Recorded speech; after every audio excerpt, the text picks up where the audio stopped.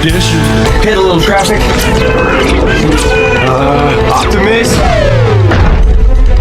Decepticons.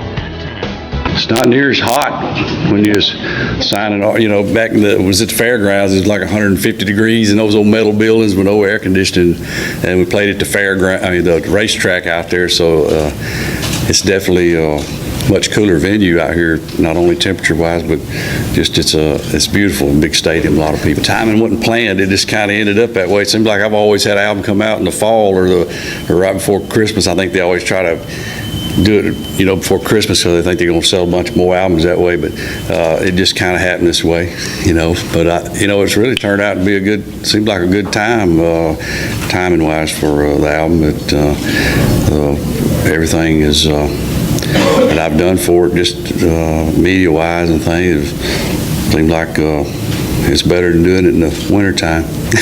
Well, I think a lot of them are opinionated, and I think they feel like they're connected to you, and they are. I mean, I think the country music fans they enjoy knowing about you personally, and it's not most of the time in a nosy kind of way. They just are sweet and they care and they feel like they want to know about you, and they're connected to you that way. And yeah, they do. They get freaked out if you shave your mustache off, or you like now a lot of them fuss at me.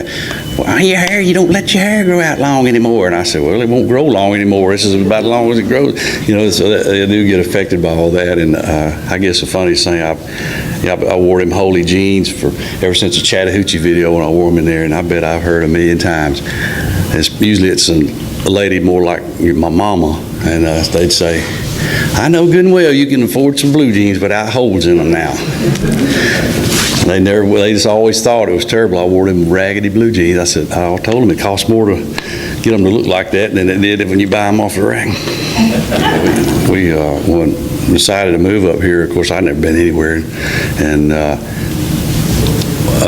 I called and just rented this apartment over the telephone, and I didn't know anything about Nashville, and then it was out there near the airport, and when we showed up, we actually arrived on Labor Day weekend, which was a holiday, of course, and it was supposed to be an all-adult kind of no children kind of apartment place and laid back. We got there and there was children running around all over the parking lots, and people had their cars jacked up in the thing, changing oil, and it was a little different than what they described. And I think we had a fire and a gunshot within the first month or so, and we got there that day, and I didn't know anybody in Nashville, and we had everything we owned in this U-Haul trailer, and it wasn't much, and she had to help me carry a sofa up and all the heavy furniture up 2 flights of stairs to this apartment. So it was, she wasn't happy about it. It's like I was saying, I never have cared much about all that, but and a lot of times I'd shaved in the wintertime or grown a beard or something when I'm not working much, and that's what happened last December. I had finished touring, there wasn't anything going on. I thought, well, I'm just going to get tired of trimming that thing. I just shaved one day, and I have time to time, but my children were young, it'd freak them out, so I wouldn't do it much with them, but now they're older. But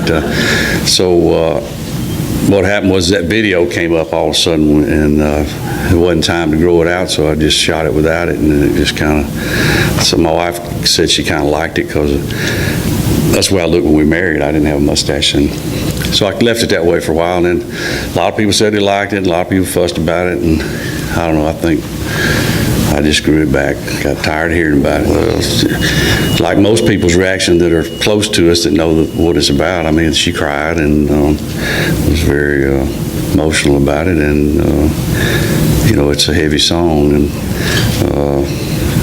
it's, if y'all don't, some of y'all that don't know, it was when we found out Denise had cancer a year or so ago. This song just came out, and I never even told her I wrote it, and I didn't play it for her, and we went in to cut this album, and we ended up doing it, and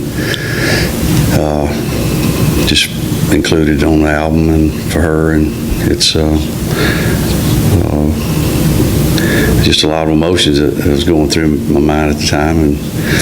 But I tried to write it where it wasn't so obvious, and that because we learned, we met so many people and heard so many stories about going through the same situation, and I was hoping that people might relate to it that have been through that, and I think that's, so far, it's the way the reaction has been.